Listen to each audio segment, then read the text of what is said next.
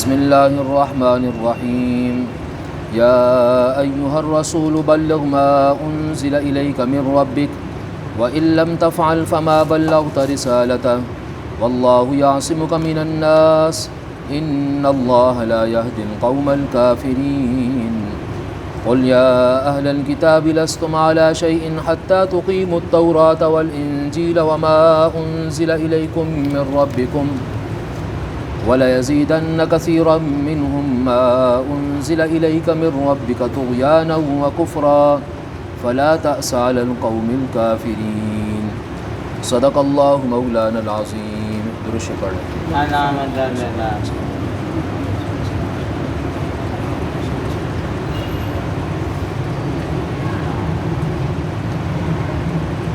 رسول اللہ صلی اللہ علیہ وسلم جب دین کی تبلیغ کر رہے تھے اس وقت دین اسلام کے خلاف جتنی بھی طاقتیں تھیں ان سب نے اپنا پورا زور لگایا کہ آپ صلی اللہ علیہ وسلم اور صحابہ کرام کو مکمل طور پہ شکست دے دیں اور نبی پاک صلی اللہ علیہ وسلم تنگ آ کے ہار مان جائیں.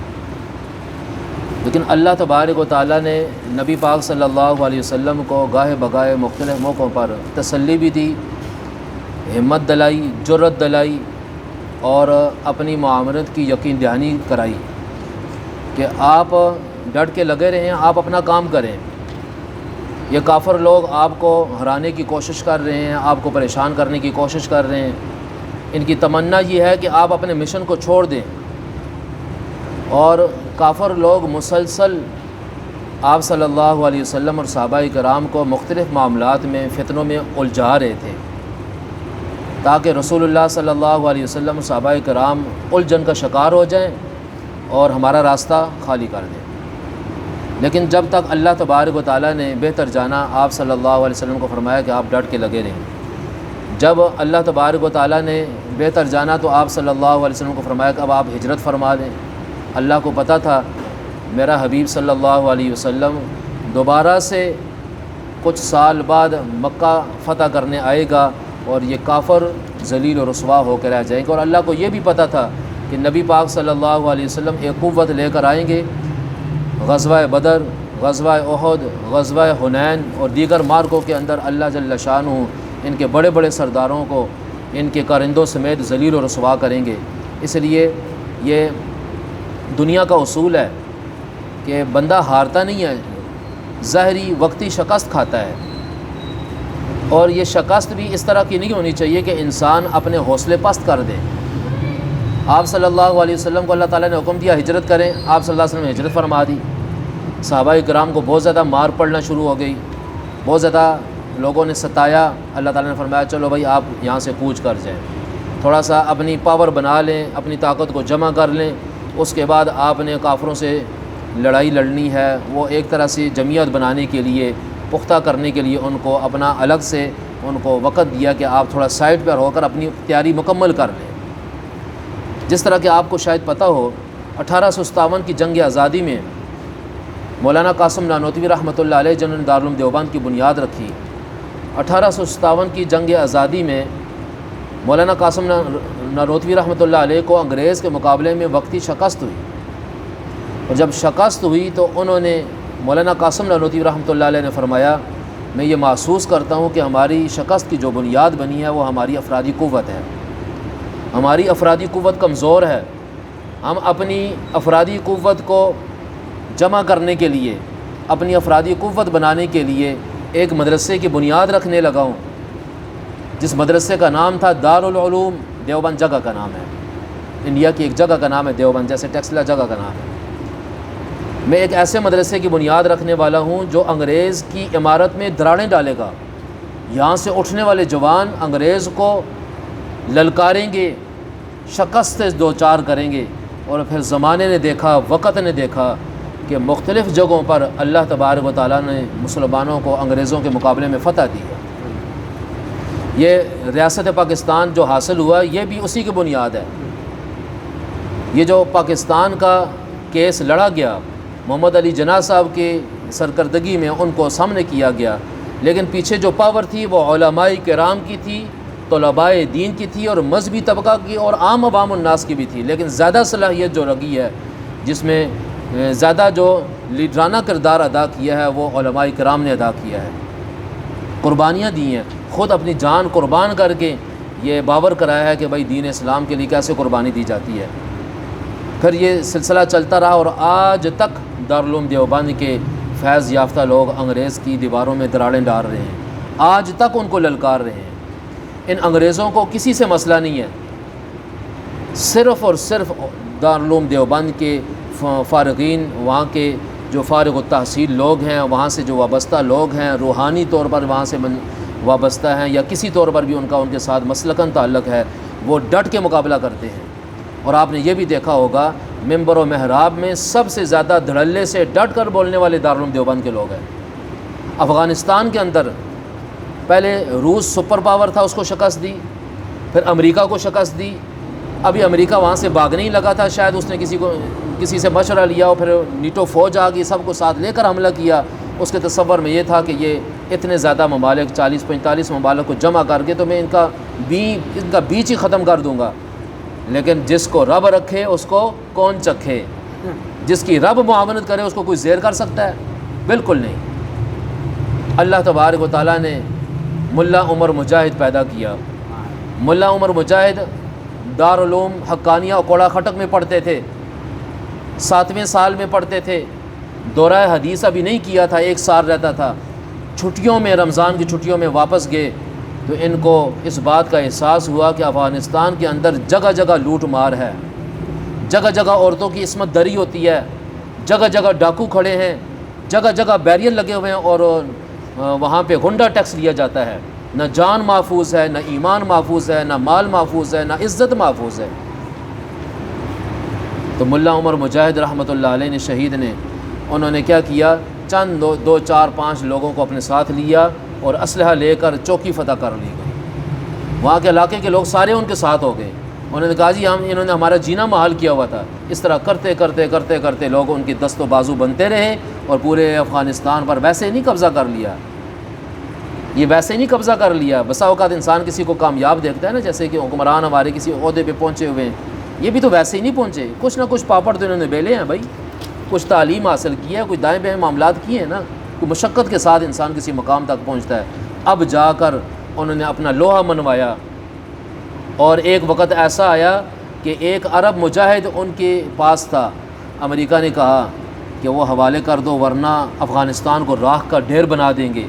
انہوں نے فرمایا تم اس اسلامی مملکت کو پاش کر دو، ختم کر دو، ہم سب کو شہید کر دو، لیکن اسامہ بن لادن آپ کے حوالے نہیں کریں گے۔ یہ تو اسلام کے ساتھ بغاوت ہے، یہ تو بے وفائی ہے، یہ دھوکہ ہے کہ اپنے مہمان کو دشمن کے حوالے کر دیں۔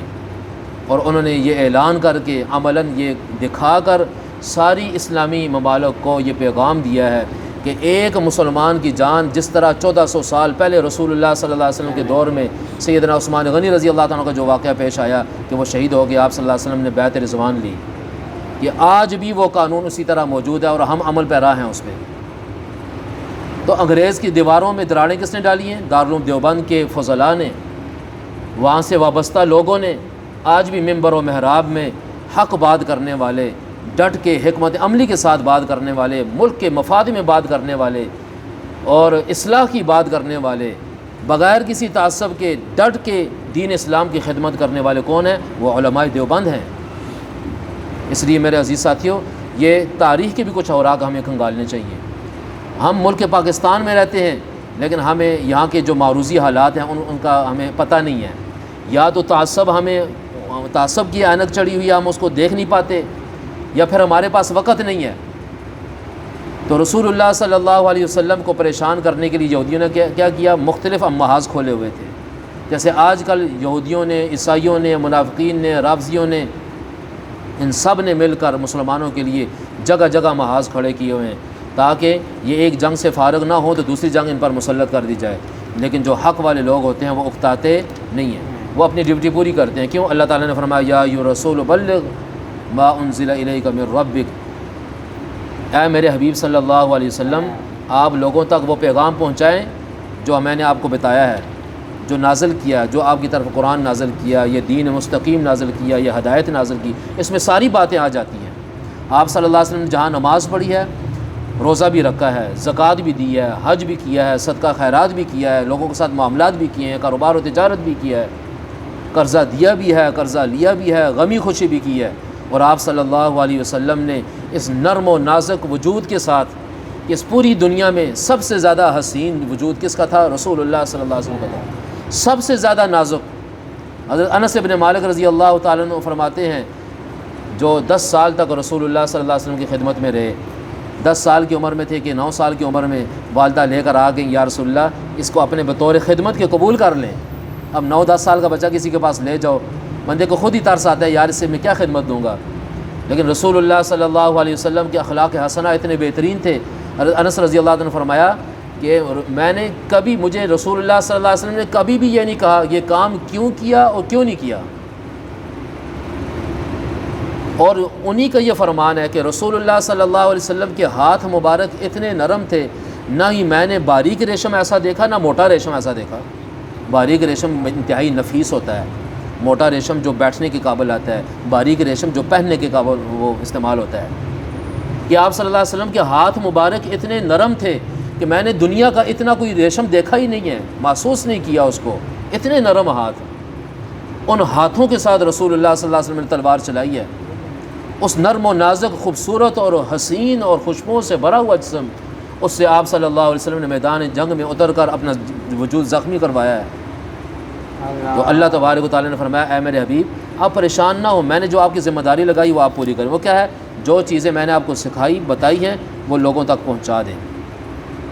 اس لیے فرمایا کہ اگر کسی بندے کے پاس قرآن کی ایک آیت بھی ہے، اس کو چاہیے کہ اس آیت کو لوگوں تک پہنچا دے۔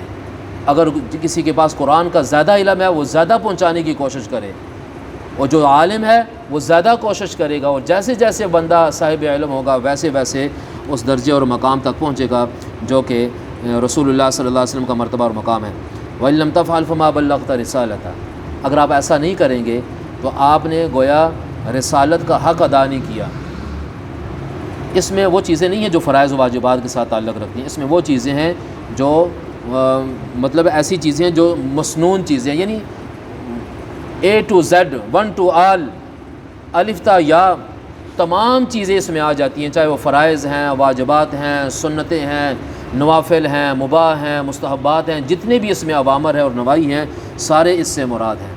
یہاں پر ایک بات یہ سمجھنی ہے کہ تمام انبیاء نے اپنی ذمہ داری کو پورا کیا، تمام انبیاء نے اپنے امتیوں سے کہا کہ ہم نے اپنی ذمہ داری پوری کی۔ خود رسول اللہ صلی اللہ علیہ وسلم نے خطبہ حجۃ الوداع کے موقع پہ صحابہ سے فرمایا کہ قیامت والے دن تم سے میرے بارے میں پوچھا جائے گا، تم میرے بارے میں کیا گواہی دو گے؟ سارے صحابہ نے یک زبان ہو کر کہا، یا رسول اللہ ہم یہ گواہی دیں گے کہ آپ نے اپنا رسالت کا حق پورا ادا کیا۔ تو اس سے یہ بات پتہ چلی کہ رسول اللہ صلی اللہ علیہ وسلم نے اپنے رسالت کا حق پورا ادا کیا، اور اس سے پہلے بھی انبیاء نے پورا ادا کیا۔ وہ مختلف روایات سے، مختلف اشاروں سے یہ بات ثابت ہوتی ہے۔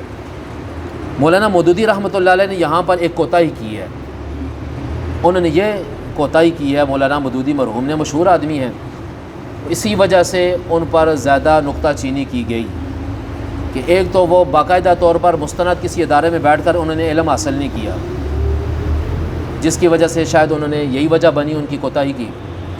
انہوں نے کہا کہ یونس علیہ السلام نے اپنے فریضہ رسالت میں کوتاہی کی ہے۔ بھائی میرا اور آپ کا منہ یہ بات کہہ سکتا ہے؟ ہم تو کسی صحابی کے بارے میں نہیں کہہ سکتے۔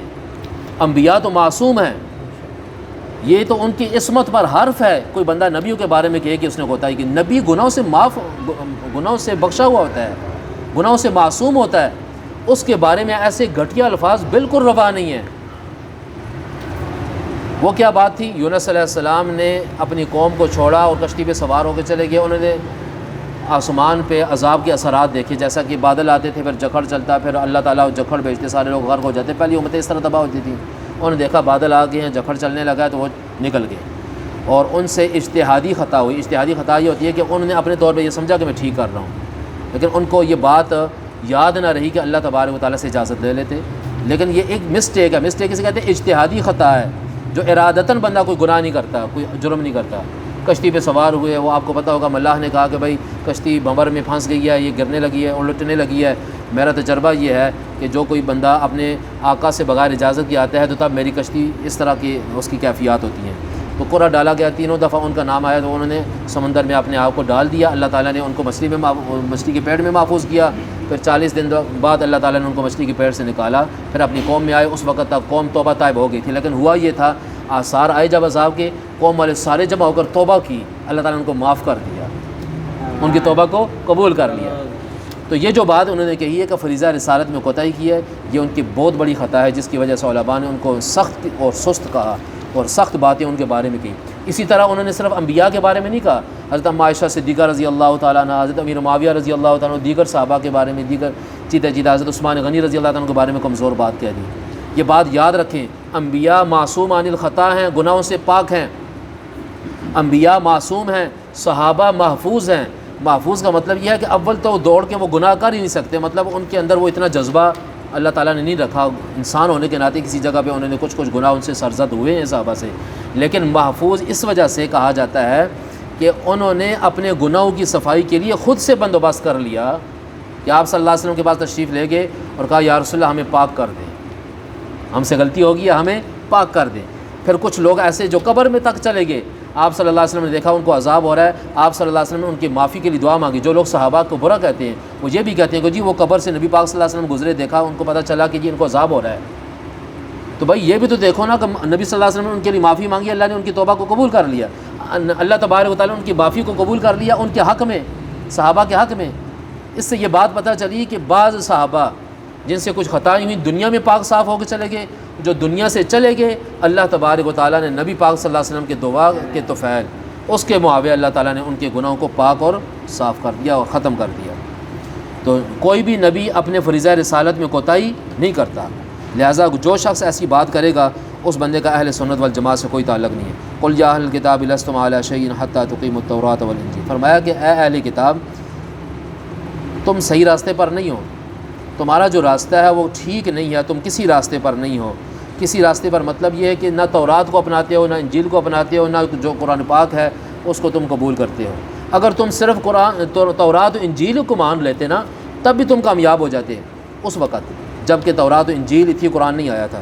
کیونکہ تورات و انجیل کے اندر اب بھی اگر وہ تورات و انجیل کو دیکھیں تو تورات و انجیل میں قرآن مجید کی حقانیت موجود ہے، نبی پاک صلی اللہ علیہ وسلم کی رسالت اور ان کی صداقت موجود ہے، لیکن یہ متعصب ہیں، تورات کا مطالعہ کرتے نہیں، اگر کرتے ہیں تو صحیح بات لوگوں سے چھپا دیتے ہیں تاکہ لوگ مسلمان نہ ہو جائیں۔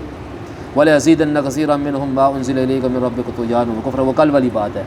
فرمایا کہ آپ جیسے جیسے آپ پر آیتیں نازل ہوں گی، دین کی باتیں بتائیں گے، یہ اور زیادہ سرکش ہوں گے۔ فَلَا تَأْسَ عَلَى الْقَوْمِ الْكَافِرِينَ، آپ کافروں پر افسوس نہ کریں، آپ کافروں پر افسوس نہ کریں۔ مطلب یہ ہے کہ یہ آپ صلی اللہ علیہ وسلم رنجیدہ اور پریشان ہوتے تھے، آپ صلی اللہ علیہ وسلم رنجیدہ اور پریشان ہوتے تھے کہ یہ کافر مسلمان کیوں نہیں ہوتے۔ بعض کافروں کے بارے میں اللہ تعالیٰ نے آپ صلی اللہ علیہ وسلم کو بتا دیا تھا کہ یہ لوگ مسلمان ہونے والے نہیں ہیں، لہٰذا آپ اپنی صلاحیتیں ان پہ خرچ نہ کریں اور پریشان وغیرہ نہ ہوں۔ اس میں ایک بات رہ گئی، واللہ یعصمک من الناس، اللہ تبارک و تعالیٰ آپ کی حفاظت فرمائیں گے۔ آپ صلی اللہ علیہ وسلم نے ایک دفعہ اپنے صحابہ سے عرض کیا کاش کوئی بندہ ہو میری حفاظت کرنے والا۔ حضرت سعد بن ابی وقاص رضی اللہ تعالیٰ عنہ اپنے گھر سے اسلحے سے لیس ہو کر تھوڑی دیر بعد آ گئے، فرمایا بھائی سعد کیسے آئے؟ یہ رشتے میں معمول لگتے ہیں آپ صلی اللہ علیہ وسلم کے۔ انہوں نے فرمایا یا رسول اللہ آپ کی حفاظت کے لیے، آپ صلی اللہ علیہ وسلم بڑے خوش ہوئے، ان کو اپنے پاس کھڑا کر دیا۔ پھر اسی طرح حضرت حذیفہ رضی اللہ تعالیٰ عنہ وہ بھی آپ صلی اللہ علیہ وسلم کے چوکیدار تھے۔ اللہ تعالیٰ ہم سب کو حج و عمرے پہ لے جائے، مکہ مدینہ کی زیارت ہمیں نصیب ہو جائے۔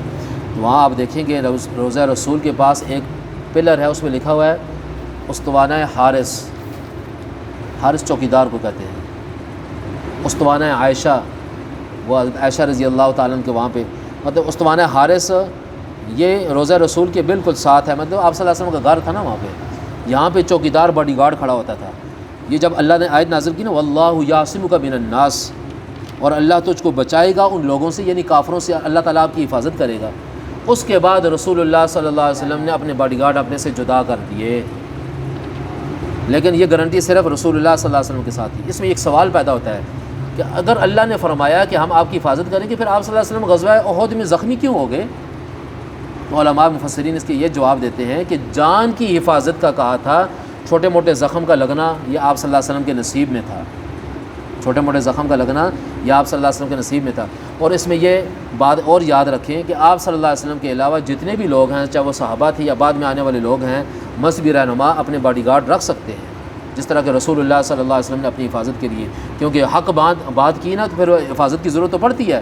جو لوگ حق بولتے ہیں ان کی طرف لوگ ان کو مارنے کے لیے لپکتے تو ہیں نا، تو وہ اگر لوگ اپنے باڈی گارڈ اپنے ساتھ 1 رکھتے ہیں، 2 رکھتے ہیں یا 10 رکھتے ہیں، شریعت ان کو اجازت دیتی ہے، کوئی بندہ ان پر تنقید نہیں کر سکتا۔ آج سے تقریباً 5-6 سال پہلے ایک شخص نے کہا تھا، ہمارے ہی نمازیوں میں سے، میں اس کا نام نہیں لیتا، وہ اس محلے میں نہیں رہتا، کسی اور جگہ پہ رہتا ہے، اس نے کہا جی یہ دیکھو نا، یہ مولوی لوگ کیسے اپنے ساتھ باڈی گارڈ لے کے گھومتے ہیں، ان کا اللہ پہ توکل نہیں ہے۔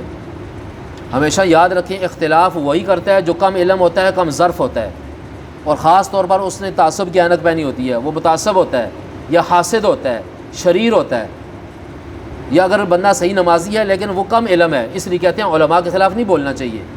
اب میں نے مولانا مودودی کے بارے میں بات کی، میرے پاس مضبوط دلیل ہے کہ انہوں نے یہاں پر غلطی کھائی ہے اور اس پر علماء نے بھی گرفت کی ہے، لہٰذا عام عوام الناس کے لیے جائز نہیں ہے کوئی ایسی فیس بک کو دیکھ کر، لوگوں کی باتوں کو سن کر، یا تھوڑی بہت بات پتہ چل گئی آگے پیچھے سے علماء کے خلاف بولنا شروع کر۔ ضرورت کیا ہے بھائی، اپنی اصلاح کرو۔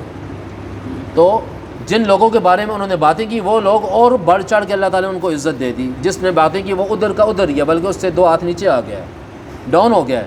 کیوں؟ جو صاحب علم علماء لوگ ہوتے ہیں دن بدن اللہ تبارک و تعالیٰ ان کو عروج دیتے ہیں، اس لیے آپ نے دیکھا ہوگا جو عالم بزرگ ہو جاتا ہے وہ اتنا ہی زیادہ فیملی کے لیے، محلے کے لیے، خاندان کے لیے، اہل علاقہ کے لیے اتنا ہی زیادہ پاک باز سمجھا جاتا ہے۔ یہ علماء کا خاص مقام ہے، عام عوام الناس کے لیے یہ نہیں ہوتا، بلکہ عام عوام الناس کے ساتھ ایسا ہوتا ہے اپنے گھر کے لوگ اس سے تنگ پڑ جاتے ہیں۔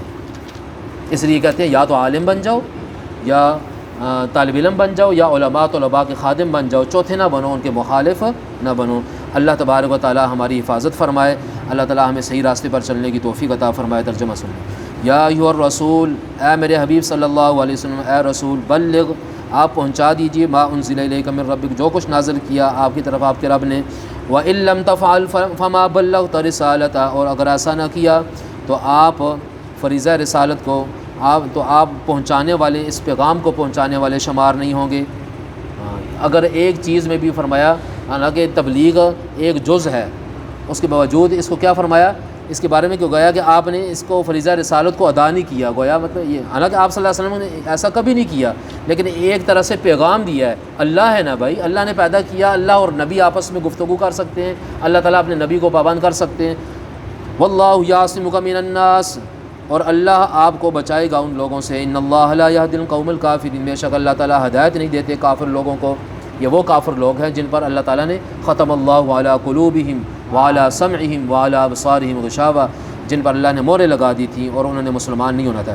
قل، آپ فرما دیجیے، یا اہل الکتاب، اہل کتاب، لستم علی شیء، تم کسی راہ پر نہیں ہو، حتی تقیموا التوراۃ والانجیل، جب تک کہ نہ قائم کرو تم تورات و انجیل کو، وما انزل الیکم من ربکم، اور جو کچھ اتارا گیا تم پر تمہارے رب کی طرف سے، وَلَيَزِيدَنَّ كَثِيرًا مِّنْهُمْ مَا أُنزِلَ إِلَيْكَ مِن رَّبِّكَ طُغْيَانًا وَكُفْرًا، اور ان میں سے بہت سارے لوگ ایسے ہیں کہ ان کی سرکشی اور گمراہی اور زیادہ بڑھ گئی اس وجہ سے کہ جو نازل کیا ہم نے آپ پر، فَلَا تَأْسَ عَلَى الْقَوْمِ الْكَافِرِينَ، سو آپ افسوس نہ کریں کافروں پر۔ یہ ان کافروں کے بارے میں بات ہو رہی ہے جن کافروں کے بارے میں اللہ تبارک و تعالیٰ نے رسول اللہ صلی اللہ علیہ وسلم کو بتا دیا تھا کہ یہ اسلام لانے والے نہیں ہیں۔